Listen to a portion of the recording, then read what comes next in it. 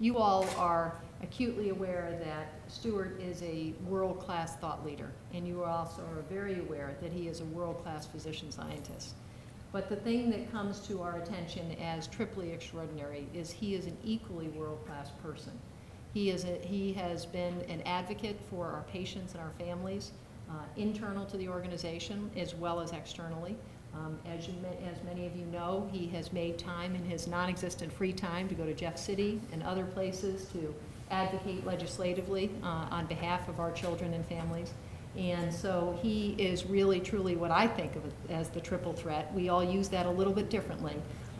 But I, for one, think of him as, and certainly all of Children's and the Medical Center, as an extraordinary thought leader, as an extraordinary physician scientist, and as an extraordinary person. And so I could not be more grateful nor honored to bestow on Stuart the honor of this chair. Thank you, Stuart.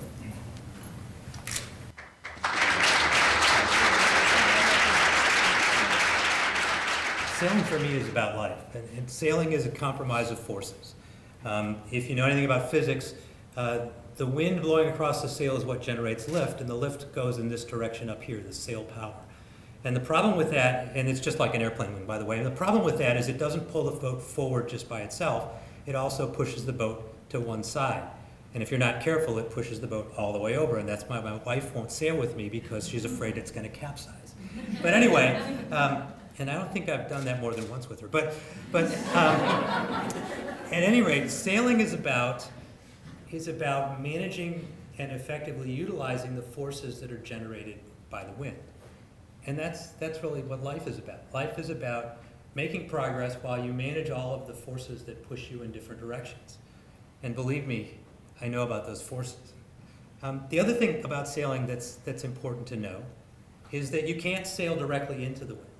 And if you want to sail towards the wind, you have to do something called tacking, which means up, down, zigzag, back and forth, if you want to make progress towards your goal. And life is all about tacking, especially upwind. And so my career, if you look at it carefully, is about tacking. I've never really gone straight towards the goal. I've always had some other path in mind. So let's go sailing. I'm going to spend a little bit of time talking about how I got here, and I'm going to talk about how I think I've contributed and hope to keep contributing in the areas of clinical transplantation and education, in the area of advocacy, both with the American Academy of Pediatrics and with UNOS, and finally in the opportunities I've been given in translational research. Just a couple of points about my time at Michigan, and it really sort of helps focus sort of who I am and where I've been. I have strong interest in computers and technology, and that really stems from my mother, who at age 10, my age 10, sent me to the high school for a computer course where I worked with a teletype and paper tape and got interested in computing, and that's really never left. And so I've always had an interest in keeping computing in my work life. I've clearly had an interest in science and a commitment to medicine. In fact, when I was born, my mom said, "Here's Stuart Sweet, he's the doctor." But I've taken that to heart, and I found when I was at Michigan that the opportunity to pursue an MD and a PhD was the right thing for me. But I had to tack. I applied to MD, PhD programs, but didn't get in the first year, and so I started in a PhD program. But thankfully, one of the most important people in that phase of my life, George DeMuth, who was the chair of the MD, PhD program, when I applied the second year, found a way to find me a slot. And so I had that opportunity and I ran with it. The next most important tack that I took was to go into the lab of Mike Welsh, who's, by the way, Mike, happy birthday. Thanks for coming on your birthday. And this is a photo of Mike. And he really taught me how to think in a scientific way. I still remember, vaguely thankfully, the first seminar I gave in the PhD program right after the second year of medical school. I think Mike will tell you that it was pretty mushy. It was the stuff that you learn in medical school, stuff it in and spit it back out. But I think I was pretty proud of how I was by the time Mike finished with me. And Mike, thank you for all that you've done. Mike, by the way, is the just retired as the ombuds at the University of Michigan in addition to being a professor. And I'm pretty sure he learned his ombud skills by navigating myself and a guy named Tim Redmond in the lab. And we used to, he was good at being an ombud, so let's just leave it at that. And then I finished that, and I came to Washington University, and this is where the following my heart part of my theme really comes in. I looked at East Coast schools and ranked some East Coast schools in my pediatric residency rank list, but in my heart of hearts I wanted to come here, and in part it was because I met Harvey Colton, who really shared his enthusiasm for science and medicine, and I caught that bug. And I have never regretted ending up here for my residency program, and Harvey, rest in peace, was a great mentor during his time here.